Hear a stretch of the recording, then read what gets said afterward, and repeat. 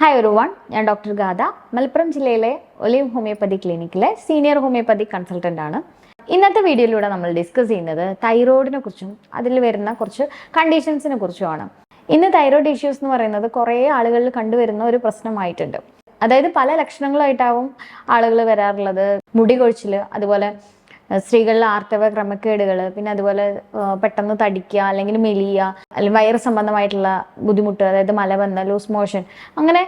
പിന്നെ അതുപോലെ തന്നെ മെൻ്റലി വളരെ ഡൗൺ ആയിരിക്കുക, ഒരു ഉത്സാഹം ഉണ്ടാവില്ല ഒന്നും ചെയ്യാനും. ഇപ്പോൾ കുട്ടികളിലാണെങ്കിലും അങ്ങനെ പറയാറുണ്ട്, ഒന്നിലും ഒരു ഉന്മേഷം ഇല്ല, ഭയങ്കര മടിയാണ്, ഒന്നും കറക്റ്റായിട്ട് ചെയ്യുന്നില്ല, നമ്മൾ കമ്പൽ ചെയ്ത് ചെയ്യിപ്പിക്കണം.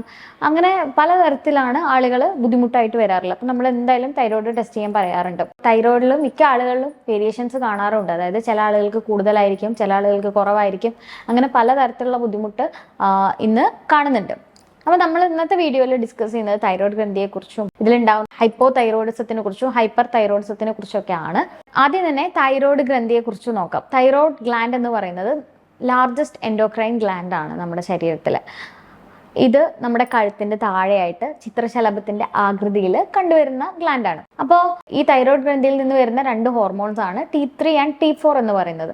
അതായത് try Oedo thyroxine and thyroxine എന്ന് പറയും. അപ്പോൾ ഇതിന്റെ ഏറ്റക്കുറച്ചിലുകളാണ് നമുക്ക് തൈറോയിഡിന്റെ പ്രശ്നങ്ങൾ ഉണ്ടാക്കുന്നത് കേട്ടോ.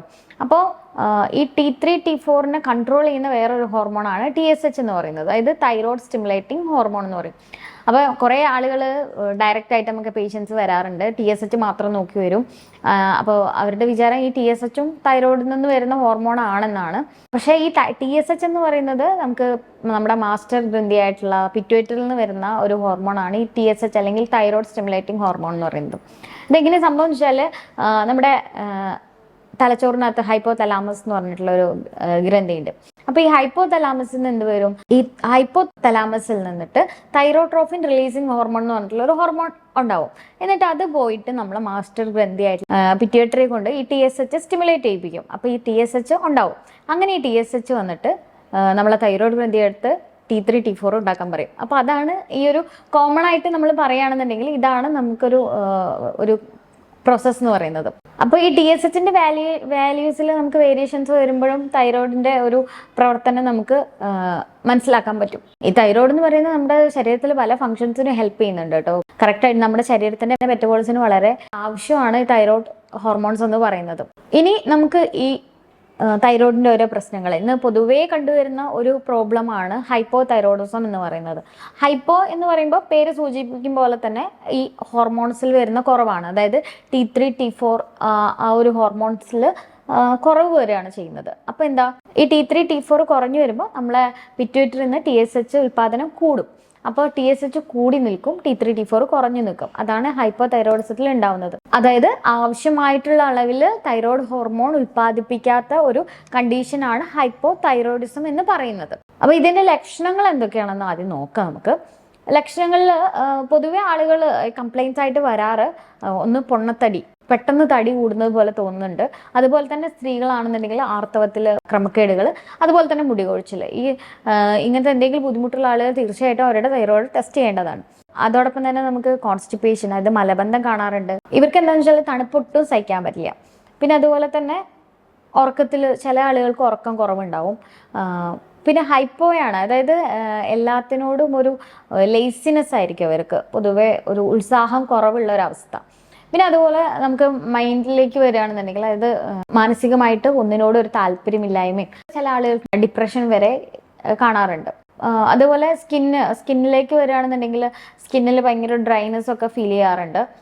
അങ്ങനെ പലതരത്തിലുള്ള നമ്മുടെ ബോഡിയിൽ ഓരോ ഭാഗം എടുത്ത് നോക്കുകയാണെന്നുണ്ടെങ്കിൽ പലതരത്തിലുള്ള ബുദ്ധിമുട്ടുകൾ കാണാറുണ്ട്. പിന്നെ ഹൈപ്പോതൈറോയിഡിസത്തിന്റെ ഒരു മെയിൻ കാരണം എന്ന് പറയുന്നത് പണ്ടൊക്കെ ആണെന്നുണ്ടെങ്കിൽ അയഡിന്റെ കുറവ് കാരണമാണ് നമുക്ക് തൈറോയിഡിന്റെ പ്രശ്നങ്ങൾ ഉണ്ടാവുന്നതെന്നൊക്കെ പറയുന്നുണ്ടെങ്കിലും ഇന്നത്തെ മെയിൻ പ്രശ്നം എന്ന് പറയുന്നത് ഒരു ഓട്ടോ ഇമ്മ്യൂൺ പ്രോബ്ലംസ് ആണ്. അതിൽ തന്നെ ഹാഷിമോട്ടോസ് തൈറോയിഡൈറ്റിസ് ആണ് ഇന്ന് ഹൈപ്പോതൈറോയിഡിസത്തിന്റെ പ്രധാനപ്പെട്ട റീസൺ എന്ന് പറയുന്നത്. ഹാഷിമോട്ടോസ് തൈറോയിഡൈറ്റിസ് എന്ന് പറയുമ്പോൾ ഒരു ഓട്ടോ ഇമ്മ്യൂൺ റിയാക്ഷൻ ആണ്. അതായത് നമ്മുടെ ബോഡി, നമ്മുടെ ശരീരം പുറത്തുനിന്ന് എന്ത് ഒരു ഓർഗാനിസം അല്ലെങ്കിൽ രോഗാണു എന്ത് വന്നു കഴിഞ്ഞാലും ആൻറ്റിബോഡി ഉൽപ്പാദിപ്പിക്കും അല്ലേ.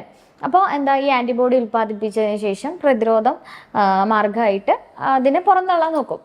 നമുക്ക് അങ്ങനെയാണ് പല അസുഖങ്ങളിൽ നിന്നിട്ടൊക്കെ ഹെൽപ്പ് ചെയ്യുന്നത് നമ്മളെ ബോഡി അല്ലേ. എന്നാൽ നമ്മുടെ ഇവിടെ അത് ഓട്ടോ ഇമ്മ്യൂൺ തൈറോയിഡൈറ്റിസിൽ എന്താ സംഭവിക്കുന്നത് വെച്ചാൽ നമ്മുടെ ഈ ആന്റിബോഡീസ് എന്ത് ചെയ്യും, നമ്മുടെ ശരീരത്തിനകത്തുള്ള അവയവങ്ങളിൽ തന്നെ പുറത്തു നിന്നുള്ളൊരു വസ്തുവായിട്ട് വിചാരിക്കും, അതായത് മിസ്ഇൻറ്റർപ്റ്റ് ചെയ്യും, അവർ തെറ്റിദ്ധരിക്കുകയാണ് ചെയ്യുന്നത്. അങ്ങനെ ഈ ആന്റിബോഡീസ് അതിനെതിരെ റിയാക്ട് ചെയ്യും. അങ്ങനെ വരുന്നതാണ് ഈ ഓട്ടോ ഇമ്മ്യൂൺ തൈറോയിഡൈറ്റിസ് എന്ന് പറയുന്നത്. അതായത് തൈറോയ്ഡ് ഗ്രന്ഥിക്കെതിരെ തന്നെ പ്രവർത്തിക്കാൻ തുടങ്ങും. ഈ ആന്റിബോഡീസ് തൈറോയ്ഡ് ഗ്രന്ഥിക്കെതിരെ തന്നെ പ്രവർത്തിക്കാൻ തുടങ്ങുകയും അങ്ങനെ ഈ ഹാഷിമോട്ടോസ് തൈറോയിഡൈറ്റിസ് എന്നിട്ടുള്ള അസുഖം ഉണ്ടാക്കുകയും ചെയ്യുന്നു. ഇപ്പൊ ഈ ഹാഷിമോട്ടോസ് തൈറോയിഡൈറ്റിസ് ആണ് ഹൈപ്പോ തൈറോയിഡിസത്തിന് കാരണമാകുന്നത്. ഇനി മറ്റൊരു പ്രധാനപ്പെട്ട ഇഷ്യൂ ആണ് ഹൈപ്പർ തൈറോയിഡിസം എന്നുള്ളത്. ഹൈപ്പർ തൈറോയിഡിസം എന്ന് പറയുമ്പോൾ എന്താ, പേര് സൂചിപ്പിക്കുമ്പോൾ തന്നെ കൂടുതലാണ്. അപ്പോൾ ഈ തൈറോയ്ഡ് ഹോർമോണിന്റെ പ്രൊഡക്ഷൻ കൂടിക്കൂടി വരും. T3 T4 അളവൊക്കെ വളരെയധികം കൂടുതലാവും. അപ്പോൾ നമ്മൾ TSHന്റെ അളവ് കുറവാകും. അതാണ് ഹൈപ്പർ തൈറോയിഡിസത്തിൽ ഉണ്ടാവുന്നത്. ഇതിന്റെ ലക്ഷണങ്ങൾ എന്ന് പറയുമ്പോൾ വളരെ നേരത്തെ പറഞ്ഞതിന്റെ നേരെ വിപരീതമായിട്ടുള്ള ലക്ഷണങ്ങളാണ് കൂടുതലായിട്ട് കണ്ടുവരുന്നത്. അതായത് ശരീരം പെട്ടെന്ന് മെലിയുന്ന പോലെ, ഹാർട്ട് റേറ്റ്, പൾസ് റേറ്റ് ഒക്കെ വളരെ കൂടുതലായിരിക്കും. T3 T4 ഒക്കെ വളരെ കൂടുതലാവുമ്പോൾ നമ്മുടെ പ്രവർത്തനങ്ങളും കുറച്ച് കൂടും. അതായത് നെഞ്ഞെടുപ്പ് കൂടുക, BP കൂടുക, അങ്ങനെ പലതരത്തിലുള്ള ബുദ്ധിമുട്ടുകളും ഉണ്ടാവാറുണ്ട്. അതോടൊപ്പം തന്നെ ചില ആളുകൾക്ക് ഉദര സംബന്ധമായിട്ട് നേരത്തെ ഹൈപ്പോതൈറോയിഡിസത്തിൽ കോൺസ്റ്റിപ്പേഷൻ ആണെന്നുണ്ടെങ്കിൽ ഇവിടെ ലൂസ് മോഷൻ ആയിട്ട് ഉണ്ടാവാറുണ്ട്. അതുപോലെ ചിലർക്ക് വേഗമായിട്ടുള്ള ഒരു വയറുവേദന, ഇത് എന്താണെന്ന് പറയാനറിയില്ല, പക്ഷെ ഒരു വയറുവേദന, അസ്വസ്ഥത, ഒന്നിലും ശ്രദ്ധിക്കാൻ പറ്റുന്നില്ല, ഭയങ്കരമായിട്ടുള്ള ക്ഷീണം, ഇങ്ങനെ പലതരത്തിലുള്ള ബുദ്ധിമുട്ടുകളായിട്ടാണ് പ്രസന്റ് ചെയ്യാറുള്ളത്. ചിലർക്ക് മെന്റലി ഭയങ്കര കൺഫ്യൂഷൻ ആയിരിക്കും.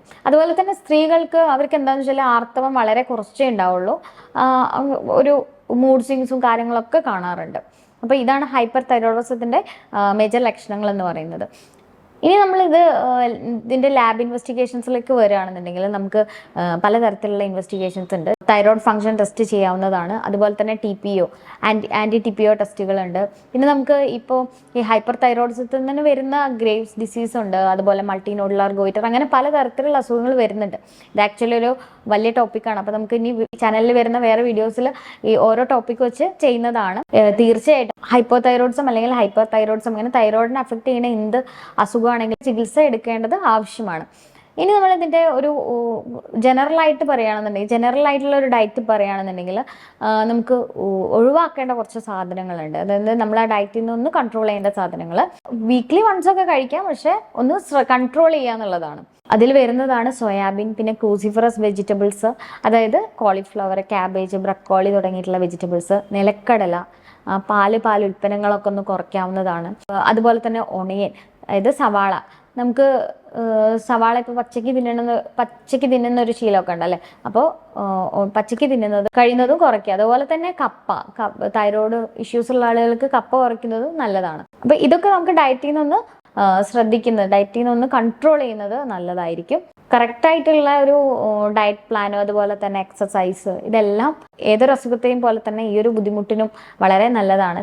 ഇനി ഇതിൻ്റെ ചികിത്സാ രീതിയിലേക്ക് വരികയാണെന്നുണ്ടെങ്കിൽ നമ്മൾ ഹോമിയോപ്പതി ട്രീറ്റ്മെൻറ്റിൽ വളരെ എഫക്റ്റീവായിട്ടുള്ള നിരവധി മെഡിസിൻസ് അവൈലബിൾ ആണ്. ഓരോ വ്യക്തിയുടെയും ശാരീരികവും മാനസികമായിട്ടുള്ള എല്ലാ ലക്ഷണങ്ങളും കോർത്തിണക്കിയിട്ടുള്ള ഒരു ട്രീറ്റ്മെൻറ്റ് പ്ലാനാണ് ഹോമിയോപ്പതിയിൽ ഈ ഒരു തൈറോയ്ഡ് ഇഷ്യൂസിനെതിരെ ചെയ്യുന്നത്. പാർശ്വഫലരഹിതമായിട്ടുള്ള ഹോമിയോ ട്രീറ്റ്മെൻറ്റ് തൈറോയ്ഡ് രോഗങ്ങൾക്ക് ലഭ്യമാണ്. ഈ ഒരു ടോപ്പിക്കുമായി നിങ്ങൾക്ക് ഇനി എന്തെങ്കിലും സംശയം ഉണ്ടെങ്കിൽ എൻ്റെ വാട്സപ്പിലേക്ക് കോൺടാക്ട് ചെയ്യാവുന്നതാണ്. ഞാൻ doctor Gatha, senior homeopathy consultant, olive homeopathy, Kisheri, Malappuram ജില്ല. താങ്ക്